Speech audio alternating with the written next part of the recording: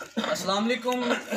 मैं इस वक्त मौज़ा कोटला हजूरी तहसील राजनपुर में मौजूद हूँ और मैं इस वक्त जो है वो एक सरकारी स्कूल के अहाते के अंदर मौजूद हूँ। अपने एक कज़न के साथ जो है वो किसी काम से यहाँ चक्कर लगा तो मेरी नज़र इस स्कूल पर पड़ी। इस स्कूल की हालत ज़ार देखकर मुझसे रहा ना गया, क्योंकि यहाँ पर कहीं कबूतर के जो है वो खोखे रखे हुए थे और पीछे सारे जानवर बंधे हुए हैं। इस स्कूल की दीवारें जो हैं वो सारी टूटी हुई हैं। यहाँ के कमरे, ये पूरी की पूरी इमारत जो है वो खस्ता हाली का शिकार है।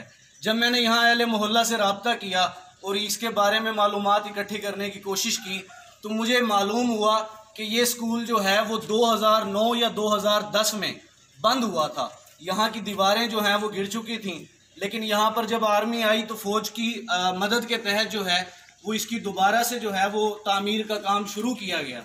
लेकिन 2015 में ये हमारे साथ डॉक्टर मुनीर साहब मौजूद हैं, ये इस इलाके के काउंसलर भी हैं। इनसे भी मुझे मालूम हुआ कि 2015 में जब हम डिप्टी कमिश्नर के पास पेश हुए और बाद में जब हम ईडीओ साहब के पास गए तो जो सरकारी रिकॉर्ड था, सरकारी डाटा के अंदर जो है वो ये स्कूल 2015 में भी ओपन था, रजिस्टर्ड था।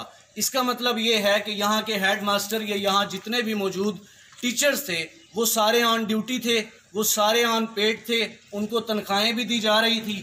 जबकि 2015 में इस स्कूल को बंद हुए पूरे 6 साल का अरसा गुजर चुका था। क्या ये बात काबिल अफसोस नहीं? क्या ये हमारे लिए एक लम्हा फ़िक्रिया नहीं है? अब मैं इन अहले मोहल्ला को रजामंद करके इस स्कूल में जो है वो आया हूँ और ये मेरे साथ अहले मोहल्ला मौजूद हैं और मुझे इंतहाई अफसोस हुआ। मैंने यहाँ एक बच्चे से जो 1 क्लास का पहली जमात का तालिब इल्म था, मैंने उससे थोड़ा सा जो है वो सवाल जवाब का सिलसिला शुरू किया। मैंने उससे पूछा आपका नाम क्या है, तो उस बच्चे ने मुझे बताया कि मेरा नाम मोहम्मद हुसैन है। मोहम्मद हुसैन से जब मैंने कहा कि आप किस क्लास में हैं तो उसने बताया कि मैं 1 क्लास में पढ़ता हूँ। उससे मैंने जब उससे उसके नाम के स्पेलिंग पूछे तो वो 1 2 3 RL 4 5 6 ये करके वो मुझे अपने नाम के मोहम्मद हुसैन के स्पेलिंग बताने की कोशिश कर रहा था।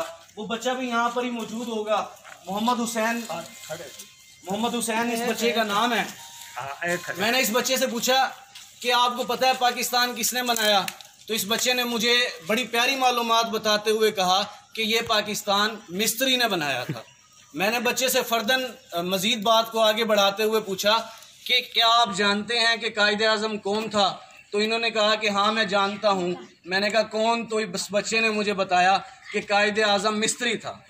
मैंने इस बच्चे से मज़ीद पूछते हुए आगे बढ़ते हुए पूछा कि आप अल्लामा इकबाल को जानते हैं, तो बच्चे ने कहा हाँ मैं अल्लामा इकबाल को भी जानता हूँ।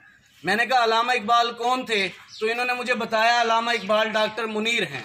डॉक्टर मुनीर वही हैं जिनकी मैं आपसे बात कर रहा था कि ये इस इलाके के काउंसलर हैं। मैंने इस बच्चे से पूछा कि डॉक्टर मुनीर कौन है, तो इसने मुझे बताया कि जो टीके लगाता है। यानी कि अब इस वक्त तो हमें हंसी आ रही है, लेकिन मैं अगर आपको हकीकत बताऊं तो मेरा दिल इस वक्त अंदर से खून के आंसू रो रहा है कि ये हमारी नस्लों के साथ क्या हो रहा है, जिन्हें तारीख का नहीं पता, अपने मुल्क के बानी का नहीं पता, अपने नाम के स्पेलिंग नहीं आते। ये क्या ये बच्चे मुल्क के बच्चे नहीं हैं? क्या ये हमारे इस मुल्क का मुस्तकबिल नहीं है? जिनको ऐसे ऐसे स्कूल दिए जा रहे हैं जिनमें कोई चेक एंड बैलेंस मौजूद नहीं है। फिर मैं वही बात जो मैं अक्सर कहा करता हूँ कि बात वही है कि अगर ये मासूम से बच्चे पढ़ लिख कर कुछ बन जाएंगे तो इलाके के जागीरदारों, वडेरों और सरदारों की गुलामी कौन करेगा? हमारे साथ क्या ये ज्यादती नहीं इन बच्चों के साथ? क्या ये इन बच्चों के मुस्तकबिल के साथ खिलवाड़ नहीं हो रहा? तो इसका जिम्मेदार कौन है? बाद में फिर हम कहते हैं कि प्राइवेट सेक्टर्स को बंद कर दिया जाए, गवर्नमेंट स्कूल्स की तरफ तवज्जो दी जाए। तो मैं ज़रा वज़ीर आला और वज़ीर आज़म साहब को इस तरफ तवज्जो दिलाना चाहूँगा कि मोहतरम आप अपने सरकारी स्कूलों की जो है वो हालत तो देख लें एक बार कि आपके स्कूल किस तरह के मौजूद हैं। मैं आपको थोड़ा सा इस स्कूल का विज़िट भी करवाना चाहूँगा। यहाँ देखें माशाल्लाह से गाय, भैंसें, कबूतर और हर तरह के जो है वो चरिंद परिंद और जानवर जो हैं यहाँ पर मुझे ज़ेर तालीम नज़र आए। और इस स्कूल की आप हालत देख सकते हैं। क्या इस स्कूल में पैसे नहीं लगे थे बनाने में? क्या इस स्कूल को मुफ्त में खड़ा किया गया था? ये बिल्डिंग बनाई गई, जबकि इस स्कूल को बनाते बनाते लाखों रुपए की करप्शन जो है वो मौजूदा लोगों ने की होगी। जाने कितने ही लोगों ने अपनी पेटियां, तिजोरियां और पेट भरे होंगे। इन गरीबों का पेट काट कर। ये हमारे ही टैक्सेस के लगे हुए पैसे हैं। क्या ये हमारे खून पसीने की कमाई में से निकले हुए पैसे नहीं हैं जिनको इस तरीके से तबाह किया जा रहा है? इसका ज़िम्मेदार कौन है? एक और बात आपसे मैं जो शेयर करना चाहूँगा, इस इलाके में अभी मुझे डॉक्टर साहब ने बताया कि एक ही स्कूल मौजूद है, वो भी कोटला हजूरी में है।